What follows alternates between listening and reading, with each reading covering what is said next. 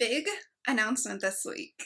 This week's episode is a little bit different than usual because I am sharing something about my own life that's not directly related to my business, although it's going to make a pretty big difference in my life and thus my business moving forward over the next years. So I wanted to share it with you and I wanted to get us all on the same page so you knew what was going on. I hope you enjoy this episode. If you do like hearing about these behind the scenes parts of my life, I share way more of this over on YouTube, but in the meantime, sit back, enjoy, and give your brain a little break of thinking about your business.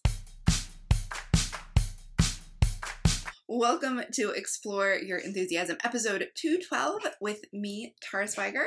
Like I mentioned, this week we're doing something slightly different. I'm going to share a little bit about a decision we made and tell you a little bit more about it so that you have some more information if you're interested. So like I mentioned, I talk way more about what's going on behind the scenes here in my business and my life each week over on YouTube. I have a weekly Monday vlog series where Jolie edits together clips from my week and I talk a little bit about the lesson I learned, the thing I'm struggling with, what's going on, and in upcoming weeks those vlogs will relate to what I'm about to tell you right now. And that is that Jay and I have decided to become foster parents. So we're becoming foster parents with the hopes that one day that turns into adoption, but that's kind of a long process. So I wanted to tell you a little bit about what the process is like and what the foster care system is, because so many people have misconceptions about what that means. And let's face it, you and I have a relationship. I talk to you every week, and the big changes that are going on in my life, like having kids, affects you, affects the podcast, affects the work that I do in the world and my perspective on it. And fostering is something that really I have a heart for, and I know that many people have many misconceptions, and I think that if those misconceptions got cleared up, some of you, a tiny percentage of you, might decide this is something you want to look into too. So it's part of the reason I wanted to share it with you. I also wanted to share it with you to tell you that there'll be a video series on YouTube because I just think it's a beautiful thing, and because it will, a little bit in the future, affect the podcast. But before we even dive deeper, let me tell you, the podcast isn't going to change. I'm going to continue to do Explore Your Enthusiasm about how you, the women who are listening, some dudes, can build the life that you really want to have. And from a perspective of being a small business owner. So how do you make your business something you love, something you feel good about, something that's in integrity with everything else you're doing? And how do you actually make money from it? Your profitability, your marketing, and of course, deciding where you want to go. That's goal setting. So that's the kind of thing we talk about here on the podcast. We also talk a lot about mindset because mindset is so vital, and actually you doing the thing. You have to believe the thing is possible. I tell you that all of the time. So the podcast will continue to be about that. I also want to tell you that it's been my experience that much of what is created for women, and particularly women in business, presumes you have children. And I will continue to not do that. Many of you have written to me or told me in conferences or just over coffee that what you like about the show is that because I don't have children and you don't have children, I don't assume you have children, right? Whereas so much out there assumes that you're doing this with either young children in the house or your children are older or like you're a mom, right? They talk to you as if you're a mom. And a huge part of my audience is not a mother, either by choice or by chance, and they don't have any intention to be, or they don't have control over the matter, like I did not for years. So I want to let you know that that's not going to change. I'm not, my experience of trying to have children and not being able to over the last 10 years has made me hyper aware of all of the things in our society that assume because you're a woman, you're going to have children. In the same way that if you're a man, it assumes you're straight and you have a wife at home who is going to be taking care of things while you build your business. I'm not going to make any of those assumptions, as I've been trying not to make any of those assumptions for years. And just because we may be becoming parents doesn't mean that I'm going to forget that all of you are on different journeys as it relates or doesn't relate at all to kids. So I just want to give you that. I know that it feels really great when you feel like everything out there, this is just my personal experience, everything out there is aimed at people who are moms when you're building your business, or you're just looking for mindset and life help. Everything is aimed at people who have kids. It can feel that way, especially if you're going through something and you wish that you could and you can't, or if you have no interest in it and you feel like everybody's talking to you like you must really want kids. It can be really frustrating. So when you find something that doesn't make you feel frustrated like that, that doesn't presume something about you that isn't true, it can feel like, yes, I have a thing. And it can be scary at the thought that that thing is going to change or that you're going to lose it. So I'm sensitive to that. I also know that the podcast comes from my own experiences. So as my experiences have changed over the years, as my business has become more successful, my experience has changed. As where I live impacts my experiences. My race impacts my experiences. The level of privilege that I live with impacts my experiences. So I'm sure that having children will impact my experience as well. But I just want to let you know that I am super aware that we don't all have the same family set up and are making the same choices. So I want to let you know that right up front. So I also want to share with you what is foster care? What is the process? I want to answer the comment I get the most often about it, and then I want to tell you where we're at on the path, because we are certainly not finished with it. So, the main thing, before I get started, I want to tell you this story. So I did an announcement on Facebook. I did a live so that I could chat with people. I've already gotten dozens, if not hundreds, of comments over there. And I realized after I ended it, I forgot to leave out the best part, which is a story about my grandparents. So a couple years ago, my paternal grandfather, Poppy, is what we called him, Nana and Poppy. Poppy passed away. And I didn't know these grandparents very well because my parents divorced when I was young. Although I saw my dad every year, and I'm close to my dad and Kathy, his longtime wife, is my third parent. I'm close to them and see them regularly, but they lived in California, and Dad's parents lived in Vermont, so I only saw them a couple times. But going to his funeral, I went to his funeral. It was in December in Vermont. It was very snowy. And I went to support my dad and be there with my dad and my brother and, be there with my family. And the most amazing thing, the funeral was amazing because man after man stood up and said, I'm going to cry. Ted Weatherby made a difference in my life because him and his wife, he and Joyce opened their home to me. And they set me on a totally different path. And one of the things that I knew, but I didn't know viscerally, I didn't know in my heart, was that my grandparents had become foster parents after their children were grown. So my dad and both of his little sisters had daughters within a year or two of each other. So they were like 17, 18, and 19 when they all had their first child. So they were kind of grown and moved out of the house while my grandparents were still quite young because they grew and moved out of the house at quite a young age. And my dad and both of his siblings both had a daughter in the same year and then had a son in the same year.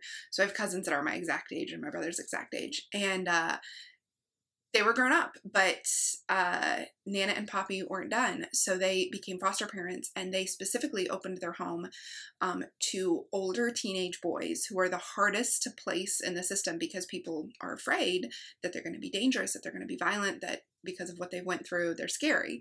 And Ted and Joyce had dozens of kids through their house, and they made a major difference. And so at the funeral and all the events surrounding the funeral, Dad was introducing me to, hey, this is Brother John. Hey, this is Brother Tim. Hey, this is Brother Todd.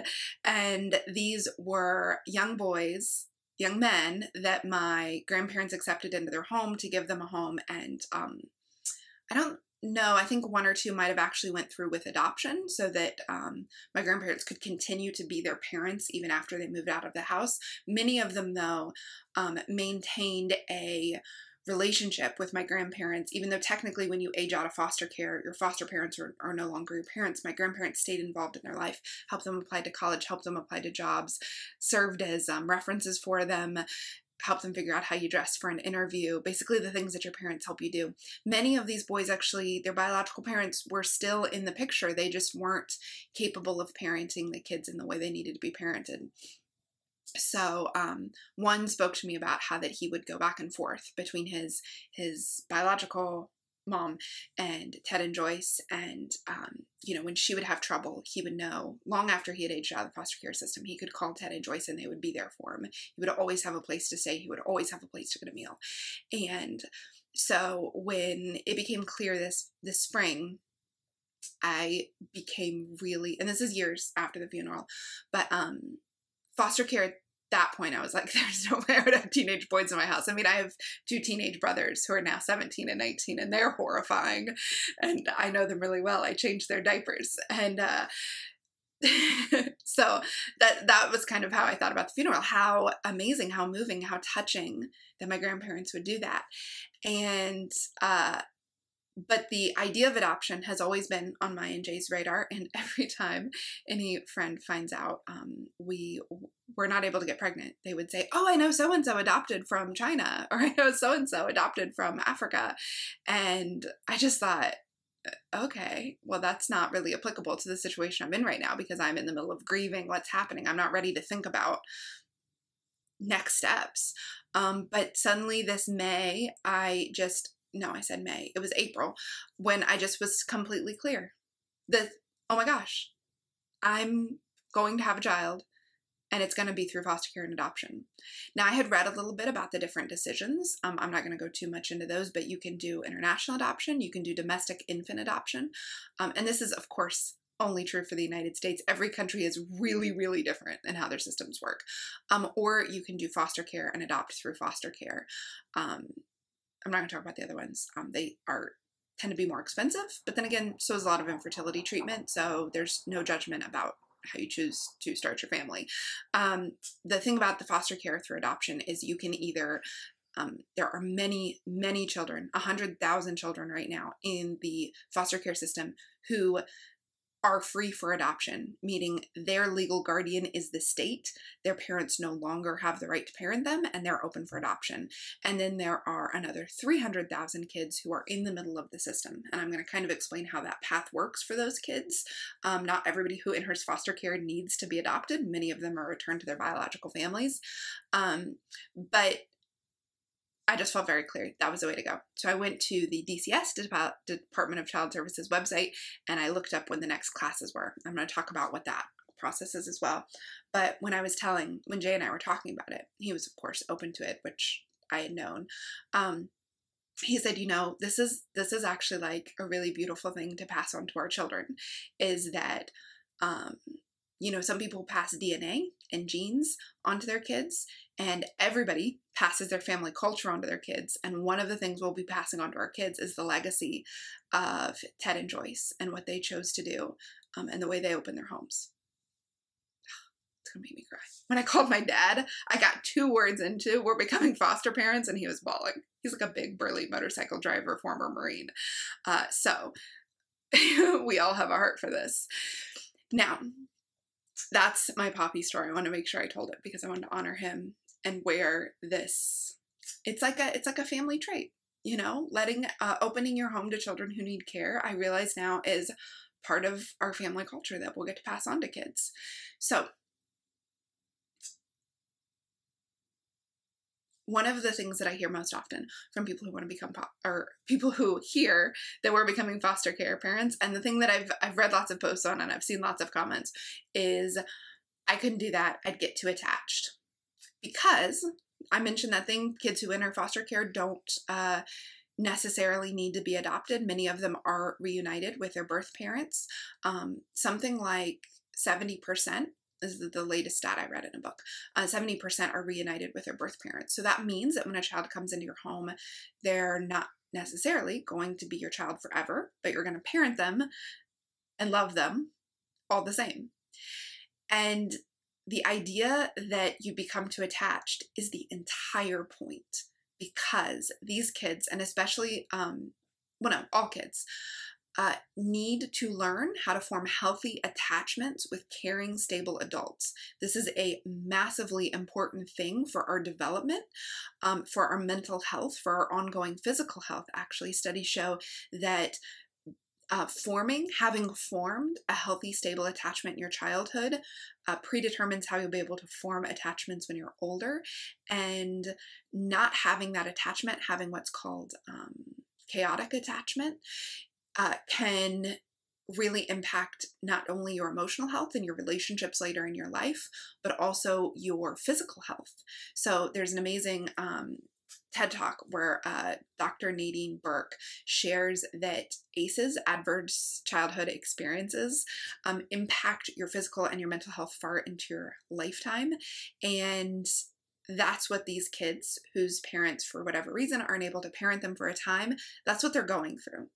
And so by becoming a foster parent, your attachment helps the child. Whether the child stays with you forever or not, you're able to teach them and demonstrate not only what healthy attachments look like, but also what a healthy, stable, safe living environment is like.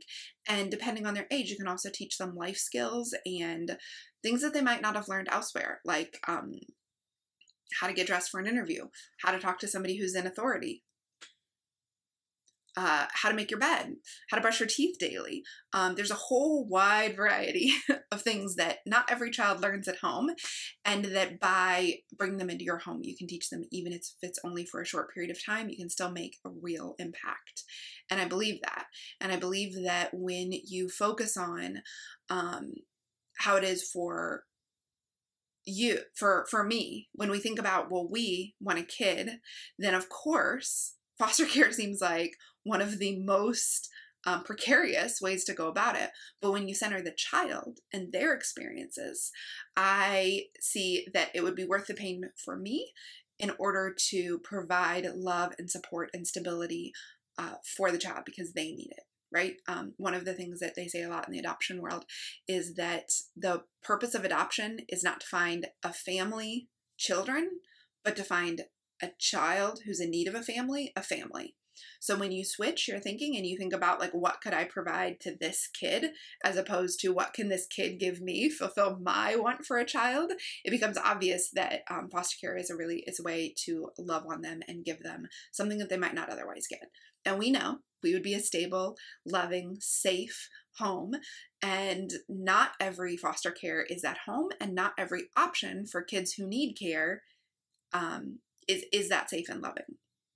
So I was telling a friend this, and I said, what I realized is that in thinking, oh my gosh, this will be really hard, I'm making it about me. And obviously, like, it will be really hard and I will make it about me. But if I make it, it's not about me. It's about the child and what's best for the child. There'll be a lot of situations in which I disagree with DCS or what the judge says or what's going on, but it's not about me. It's about the child. And Jamie laughed and she was like, girl, that is being a parent. She's like, congratulations, you just became a parent. Becoming a parent is realizing, looking at this tiny helpless thing and realizing, oh, it's not about me. It's about them. It's about what they need. And that's exhausting. And by the way, this doesn't mean you don't take care of yourself. This is not to negate self-care, but this means when you're making decisions in your life, often you have to make decisions that are not about you and are about this thing that is helpless and needs your help. So that's my answer to, oh my gosh, I couldn't do that, I would get too attached, is yes, that's the point. Like, I will be too attached. If a child goes home to their birth family, my heart might be broken. And I recognize that. So I don't need you to remind me of that. One of the things I said in my announcement is what we are looking for is celebrations and excitements and encouragement. And Lord help us help. If you want to provide help in some way, if you live locally, you can bring me meals after I have my first placement. Do what you would do for a new mom, right? Like, that is appropriate. What's not What we're not looking for is anybody's opinion on either foster care or our decisions about what we're doing with foster care or adopting. We're also not looking for scary stories. You know, like there's nothing worse, my friends have told me, than telling someone you're pregnant and they come back with their horror birth story of how something went totally wrong. So the same thing is true with this situation. I don't need any scary or horror stories about foster care, adoption, your friend who once did this and their whole life fell apart. There is a time for sharing hard things that we're going through and being honest about how hard or scary or bad something can be. This is not one of those times for us. When I'm in one of those times, if I'm in one of those times, I'll let y'all know. But that's not what we're looking for right now. So I want to tell you a little bit about if we are centering the child and not ourselves as future parents in the story, what does this look like for the child? What is foster care? I've talked about it kind of assuming you know what it is, but it's different in every country. And many of you live in countries where the foster care system is really different than this. In Australia, they make they get a per diem of 3 to 4 times what Americans get. In the Nordic countries, their system is incredibly regulated and smooth, and the government puts a lot of money into the system to make sure that there are plenty of resources, both for the biological parents, the foster parents, and the kid itself. America, not so much. Whenever you hear that they're cutting funding to social services, that includes foster care, per diems, food, school supplies, just supplies like milk and diapers for foster people in the foster care system, kids in the foster care system. So what the system looks like here in America is a kid will be removed from their family, their biological family, for a whole host of reasons. It might be that Child Protective Services, CPS, by the way, there are tons of acronyms, just gonna tell you. CPS is notified that something's wrong in a child's home. Maybe they have bruises, maybe they are clearly hungry, maybe the neighbors notice that no adult has been home in 2 days. So sometimes CPS is notified, investigates, realizes the child isn't safe in their home, and so their child is removed. Other times it's a family member. Sometimes it's incarceration. Sometimes it's an arrest for drugs or alcohol, and then they find out that the kids have been exposed, so the children are removed. And then what happens after the child is removed is that they're placed in foster care. The caseworker, the child's caseworker, has a list of people who have been approved of foster care in the county. They try to place the child as close as possible, especially if the birth parents don't prove dangerous and there's not like a concern for the child's physical safety. And then they start calling, and basically whoever picks up and says yes, the child is brought to their home.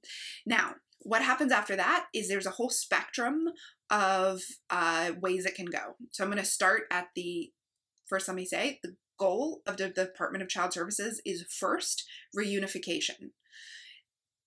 So first, they're looking at the situation to see if reunification is possible. And within 30 days, they create a plan of what that would look like.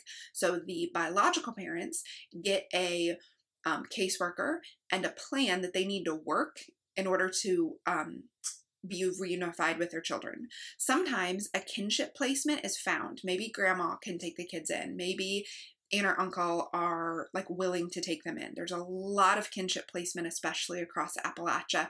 And by the way, there's a lot of kinship placements outside of the foster care system. Many of you might have been raised by your grandma or your aunt or your uncle. This is really common across Appalachia and the Midwest, especially. People being raised by their grandma outside of the system. The book Hillbilly Elegy talks a lot about this. Not that I agree with that book's like conclusions, but he talks a lot about this thing that I saw a lot growing up in rural Ohio. So kinship placement, which means I could get called for kids. They come into my home, and then 2 days later, they identify grandma who they weren't able to get in touch with or they didn't know about, that can take the kids in. So the kids would leave my home. That's like the quickest kind of exit, is to exit to kinship care. If that doesn't happen within the first couple weeks, the biological parents have, or I'm going to say family of origin, their family of origin have a plan to work. That plan might include drug rehab. It might include, if they're incarcerated, like they have to get out of jail, do whatever that is. If that's a you know, if that's the way it's going to go. If they they might have to go through therapy, they might have to go through parenting classes, they might need to cut ties with people who were abusive to the child or to themselves if there was domestic abuse in the house. They might have to get a job, provide housing. Often they have to move out of, if the housing situation was really bad and neglectful and that's why the children were removed from the home, they have to show that they've improved the housing situation and their job situation, their financial stability, all of that. Creating the plan is then approved by the judge. Then the family of origin has to work the plan. They have to prove that they're working the plan, often through drug tests and home visits and doctors or therapists signing off that they've done it, that they've made progress. And then if they work the plan, they might be reunited anywhere from 8 weeks to 6 months to 2 years. So that's kind of the spectrum of if the parent is working the plan. Often these plans are 6 months plans, so the child would be reunited with family. If the family of origin is not working the plan or is working it sporadically, right? Like they pass a drug test, they fail a drug test, they start parenting classes, but they drop out, or they just stop coming to court dates and meetings with their caseworkers at all. Basically, when it becomes clear that the family of origin is in no way working the plan, DCS will change the, through a lot of meetings, will change their goal from reunification to termination of parental rights. But the parents have to really be showing that they are not at all moving forward. And now that can happen if the parents just stop showing up, leave town, or abandon the child. That can happen pretty quickly. No quicker usually than 3 or 6 months. And all the way to if they're continuing to work the plan, but they're working sporadically, they basically have 2 years. There's a law that was passed, I think in the 90s, to reduce the length of time children spend in foster care, to say if after 24 months of the child being in care, it's something if like at 24 out of 36 or 20 out of 24, something like that, months a child is in foster care, without progress, then DCS needs to change the goal from reunification to termination of parental rights, because it's not fair to the kid to not know and to be in a state of, like, the parents need to, in those 2 years, have made progress towards becoming able to care for the child. So whether it's at 6 months or 2 years that the termination of parental rights becomes the goal, there's a court case where that happens. And then after that, the people can apply for adoption. So this is the important thing, most kids who become available for adoption who are in foster care, their foster parents are the first people to get permission to adopt them. Like the judges, the courts, the DCS would most like to see someone adopted by the people who have been their family for the last 6 months to 2 years. Some people just do foster care, and so they then help the child transition into what will be an adoptive home, right? If you already have as many kids as you feel like you can be the parent of, you can help the foster child transition into an adoptive home. But because our goal was adoption, that's why we decided to go with fostering, because when young babies come into foster care, if it moves to termination of parental rights, they're most likely going to be adopted by their foster parents. So this is we will be in line to adopt the children we've been taking care of. So that's the process kind of from the child's perspective. So that means that when I say on Instagram, hey guys, we have a placement in our house, which is probably the only details I can give about the situation until we know more about the safety of the situation. When I say that, that doesn't mean anything. It means literally I have a baby in my house, oh my gosh. But it might mean that the placement could leave in a couple days for a kinship placement. It might mean that the parents work their plan and are reunified in 3 to 6 months, which is a beautiful thing. Or it might mean that the parents don't work the plan and anywhere from 6 months to 2 years the child would then be adoptable. And then you go through the adoption process, which also takes several months. So I'm saying all that to say, there will be a good amount of time in which we don't know for sure the future with these children, but what we do know is that our role is to love them, take care of them, provide for all of their emotional and physical needs, and help them form healthy attachments. And the way I'm looking at it is our goal is just to love the kids, do what we can do for the kids, and we don't have any control over what happens after that, which, by the way, is exactly what life is like, right? Whether you're talking about a partner, a family member, your own children, your parents, your job is to love them while they're in your life, and you don't really have control over what happens with them.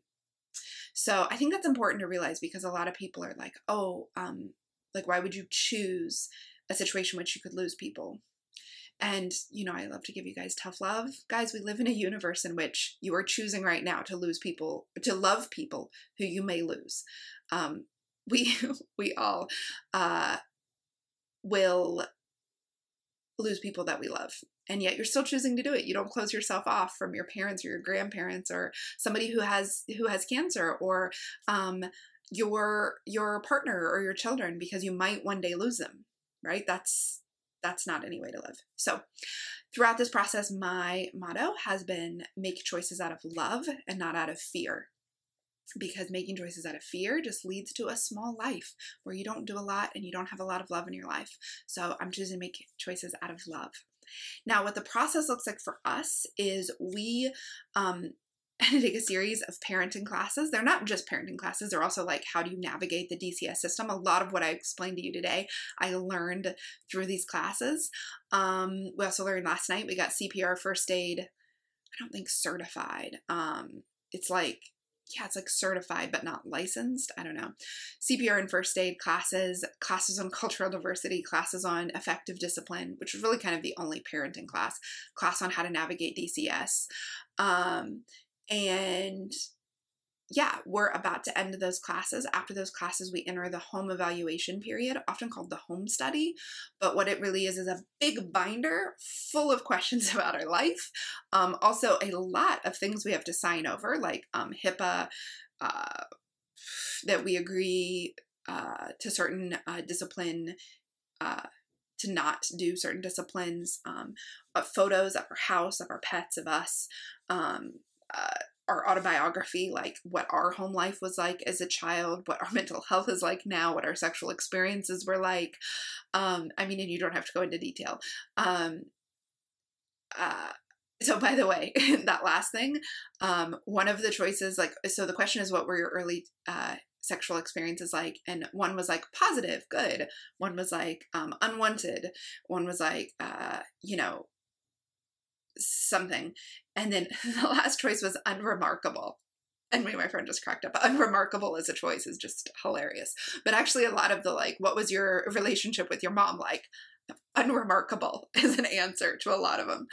So anyhow, in that process, we fill out this big binder, which we've started to do. We get the kids' room ready because when we get a call, it'll be like that. We then have a child in our home. So that means you have to have the bed. You have to have some, for us, because the children we're accepting are under 4 or 5, some, obviously, blankets, sheets. That we're going to have some bottles, some diapers, and then I got to decide about things like a high chair. Do I get a high chair ahead of time, or wait till we see the age and size of the kid?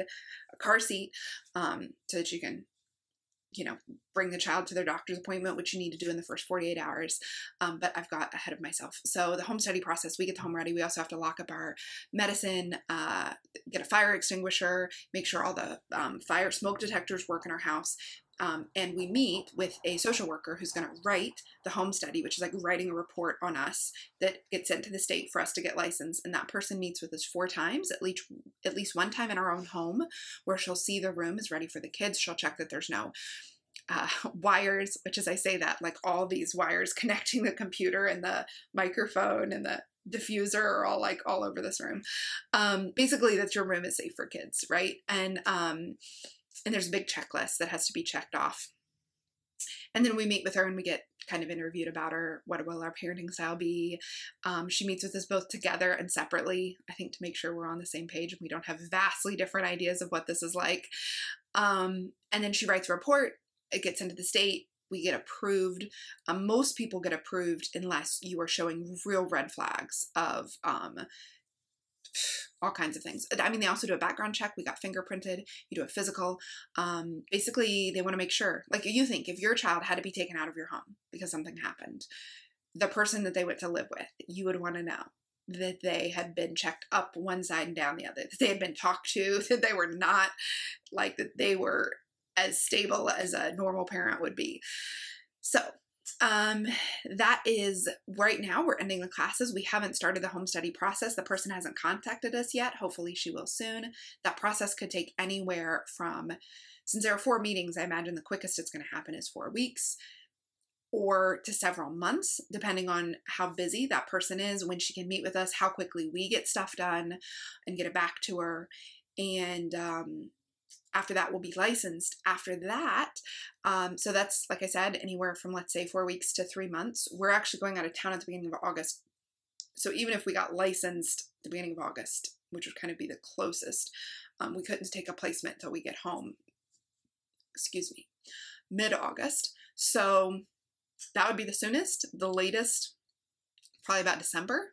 So anytime in between, let's say September and December, we'll get a call that says, hey, these are the children we have. We set parameters of what we're willing to take in, but DCS might call us just because they're desperate for kind of anything. So our parameters are any gender, any race, mild disability we're open to, and up to age 5 and up to 2 siblings. So many of the kids who come into care are sibling groups, and DCS tries not to split those sibling groups up, obviously, because it's just another trauma for them to go through. So up to 2 siblings, up to 5 years old, and which means I could get, like, they were just the other day told us they were trying to place 2 twins that are 6 months old.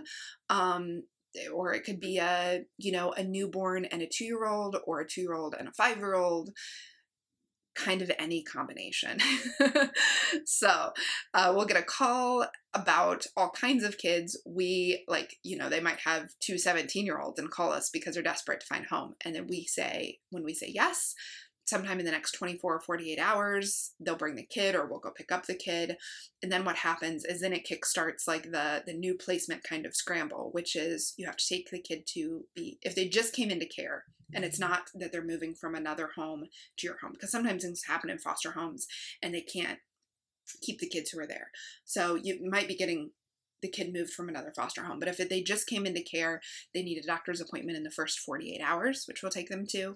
They might have visitation with family members, we'll take them to, and then their caseworker has to visit 6 times in the first 8 weeks, so it's just a lot of people coming and going in the house, a lot of meetings we have to go to. So that's the path for us. We're through the classes. Next week is our last class. We also have an appointment with the trainer that goes into our home study, that she says we've been there and that we seem to have learned everything we're supposed to learn, and that we seem like okay people. And so that's where we are. That's kind of the timeline. I wanted to let you guys know, first of all, because this is a huge thing in my life. Second of all, because I think foster care is a beautiful, beautiful thing. And once the kids are in my home, how much I can share will be limited about the specifics. And also I might be very, very tired and not be able to think straight. So I wanted to share kind of where we're at right now, so that A, we can all compare it in the future, and B, so that you can see, maybe this is something, if your family is thinking about growing your family, this might be a path that you'd be interested in. If you have any more questions about it, I'd be happy to answer your questions. You should contact the Department of Child Services in your area, because they could tell you way more specifics. There's a lot of different programs and different pathways in different states. What I described might not be anything like what it's like in your state.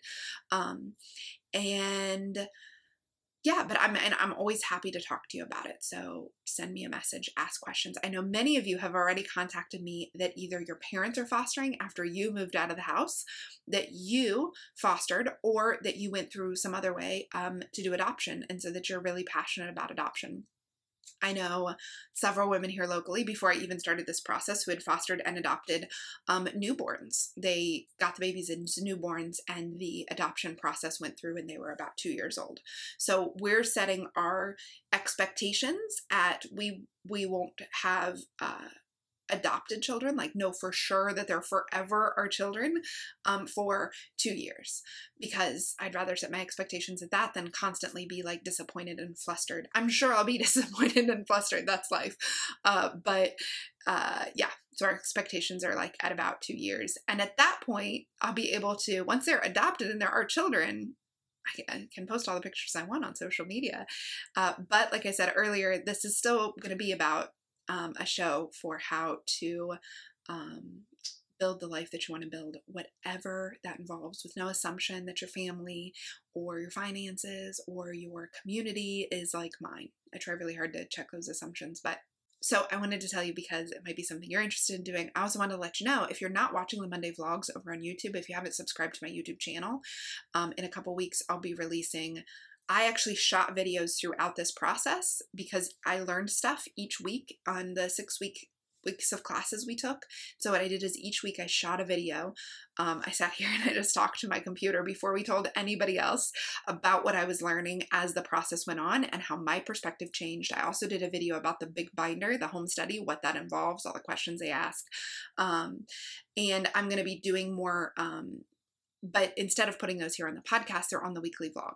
So they'll come out each week. So if this is a journey you're interested in following along on from beginning to end, I'll be sharing all that on YouTube. And I also post those on my blog. So if you go to taraswiger.com, you can find those. If you're watching this in the future and you want to see them, they're in the vlog playlist on YouTube. They're on taraswiger.com. And you can get to my YouTube by going to taraswiger.com/YouTube. Subscribe there, and YouTube will alert you when there's new videos. I also will be sharing this on Instagram stories day by day, like, hey guys, getting ready for the home study, or hey guys, just had my first home study visit, this is what it was like. So if you want to get real-time updates, make sure you're following me on Instagram. I'm Tara Swiger there. And I also wanted to let you know, because when we get a placement, depending on the severity of the situation, if they're newborn twins, or if there's 2 2-year-olds, I don't know, kind of depending on the situation, the podcast will very likely go on a break. I will go on parental leave. So what that means is for the first 2 to 3 weeks, I'm going to just give myself permission to step away from literally everything. That's podcasts, that's Instagram, that's emails, that's my blog, that's vlogs, that's Starship, doTERRA, everything. Totally be offline, if that's what's required. I freaking love you guys, so it's very unlikely I'm not going to post to Instagram. But just, I'm taking any pressure to be consistent. I'm always talking about consistency off for the first 2 to 3 weeks. And don't worry, I'm not thinking I can jump back into everything the first 2 to 3 weeks. After that, I'll come back to my paying customers. So I'll come back to the weekly Starship chats and the monthly Q&As. And if I'm not able to, because of some medical emergency or something else, I have friends who are business experts who I'll be hiring to lead those chats, so that everybody still has a person with experience that they can talk to in the weekly chats. And I'll also be coming back to doTERRA customers, regularly posting and answering questions in that Facebook group. What's beautiful about the doTERRA community is that there's a Facebook group that doesn't even need me. There are people asking questions and getting answers 24/7 from people around the world with a whole variety of experiences that I don't have that can answer your question. So then, after a couple weeks of that, and no pressure on myself, but probably after about 6 to 8 weeks, I'll come back to the podcast. Basically what I'm doing is I'm coming back to paying customers first, and that means fulfilling orders. If people make book orders, I'll be shipping that out after the first 2 to 3 weeks of parent leave, and coming back to to paying customers first. So that Starship chat is one of my favorite things in the week. I'm excited to come back to that. Coming back to free stuff is a lower down on my list, right? So that includes a podcast and videos and free webinars. And in part because combing my hair and putting on makeup and having a video where it's silent in the background is harder to do when there are small children in the house. So as we're working out the childcare situation and the schedule and what happens when I have the ability to come back, I will. But I was even thinking I might first come back as an audio only podcast if doing a video is just kind of impossible, because hey, I started this podcast by recording in my car on my phone. And if that's what I can do and I feel inspired and excited to do it, that's what I'll do. I love doing the video part. Many of you only listen to the audio part, so that won't matter to you at all. I love doing the video part. So when we can figure out how that might work, I'll come back to that. So I want to let you know, if I randomly drop off and your podcast stops updating, what I hope to do is record an episode that Holly and Jolie can make live that says like, hey, we got a placement. It might be a couple weeks till I'm back, so that you guys get a little warning. But if that's not a possibility, then follow me on Instagram. That will probably be the place where I do the most updates, is Instagram stories. So thanks so much for listening. Thanks for being here with me through this process. Thank you for all the lovely, lovely messages I've already received. You can email me anytime. I'm tara@taraswiger.com, or if you're on taraswiger.com right now and you click on the contact, there's a form you fill out. It comes right to my email. I answer email 2 to 3 times a week. So if I don't respond right away, don't be stressed. It's because I have boundaries about emails. And yeah, you can also, if you love this podcast, leave a review of it on iTunes, subscribe to it on YouTube. That helps other people find the show. And with over 212 episodes, there is lots and lots of good stuff here. And so, you know, that break is not happening anytime soon. It would be another 2 months. And when it does happen, I have every intention of coming back. I freaking love this podcast. Thank you so much for listening. I wish you an enthusiastic, love-filled day.